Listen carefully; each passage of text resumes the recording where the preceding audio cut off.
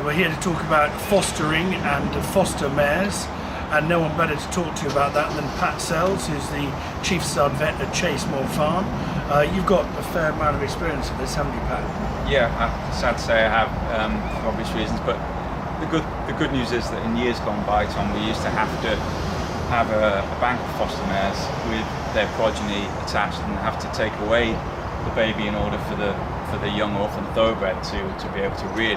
Thankfully, veterinary science has moved on now, and we can actually have the foster mares without foals, and we can give them a drug protocol that induces milking, induces lactation, without the need for taking away babies. So that's great news.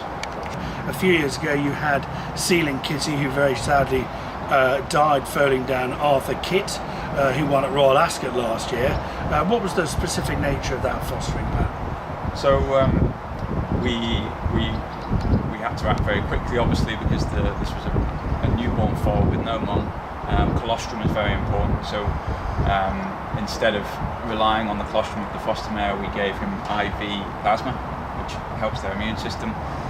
But we went through the fostering process for Arthur with a black and white mare. They give lots of milk, they milk like cattle, and the first 24 hours is critical, because you've got to sedate these mares and try and convince them that this is their new baby.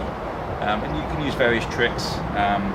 There's a couple of drugs we can inject them with to stimulate that process, but also hobbling them, making sure that they're not going to injure this foal.